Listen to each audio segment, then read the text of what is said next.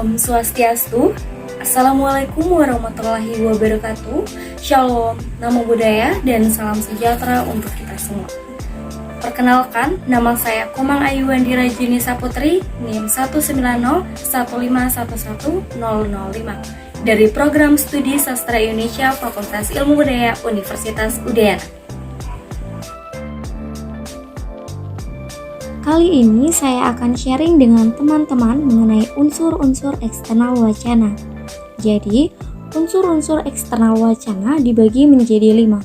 Yang pertama, implikatur, kedua, presuposisi, ketiga, referensi, keempat, inferensi, dan terakhir, konteks wacana.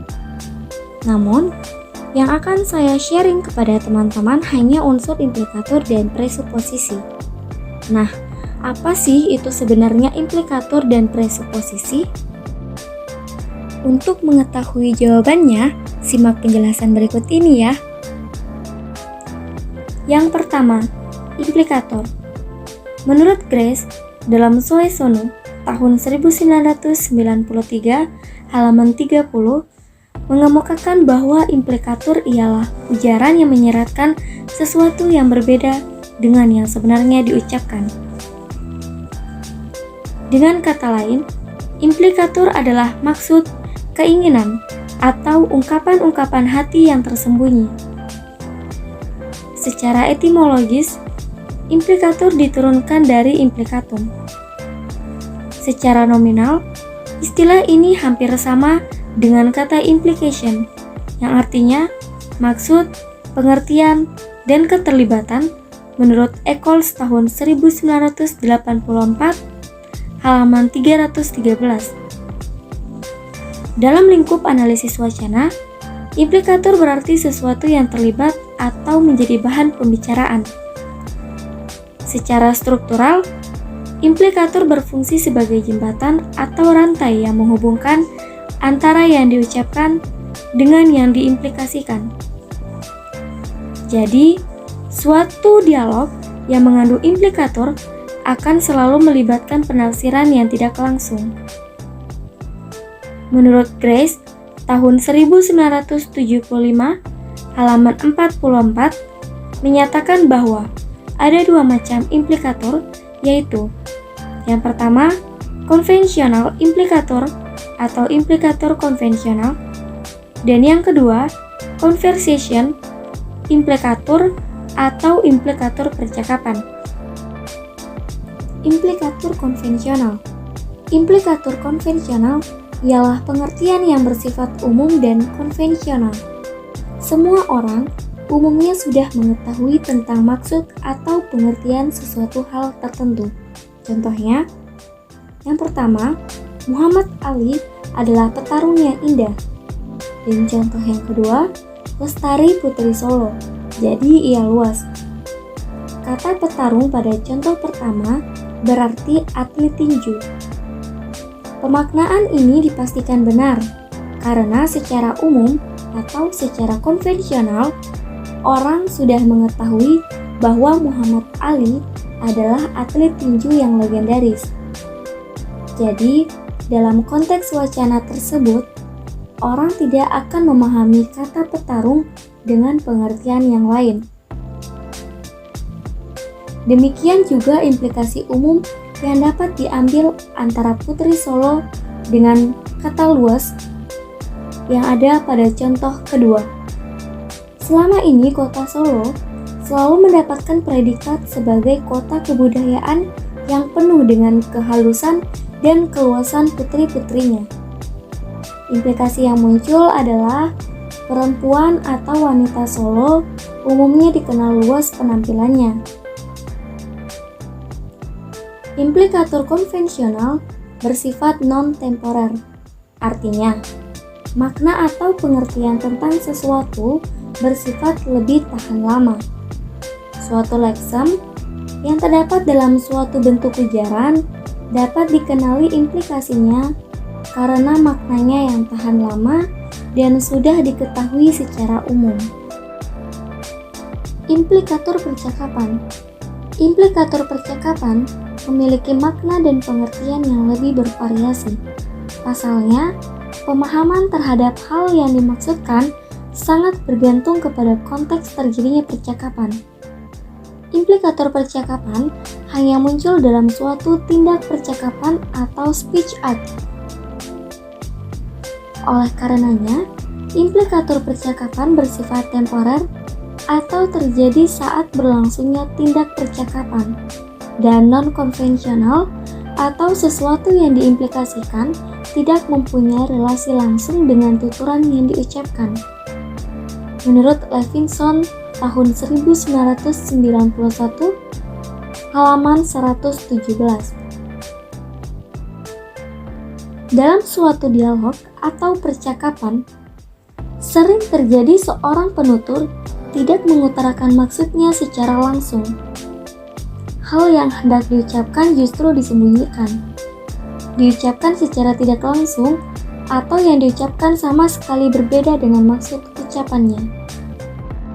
Contohnya, yang pertama, Ibu. Ani, adikmu belum makan. Ani, ya Bu, lauknya apa? Contoh kedua, Guru. Kelasnya panas sekali ya. Murid, jendelanya dibuka ya Pak. Percakapan antara ibu dengan Ani pada contoh pertama mengandung implikator yang bermakna perintah menyuapi. Dalam tuturan ini, tidak ada sama sekali bentuk kalimat perintah.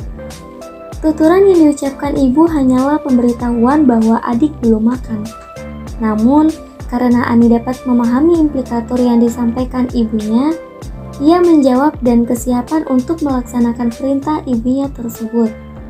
Gejala yang hampir sama terjadi pada contoh kedua, yaitu perintah guru untuk melakukan sesuatu agar panas di kelas berkurang. Muridnya pun paham maksud gurunya karena membuka jendela. Yang kedua, presuposisi.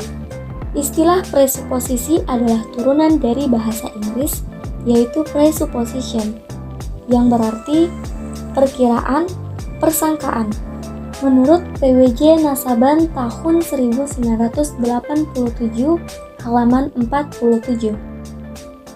Konsep ini muncul bermula dari perdebatan panjang tentang hakikat rujukan, yaitu apa-apa, sesuatu, benda, keadaan, dan sebagainya, yang ditunjuk oleh kata, frasa, kalimat, atau ungkapan lainnya.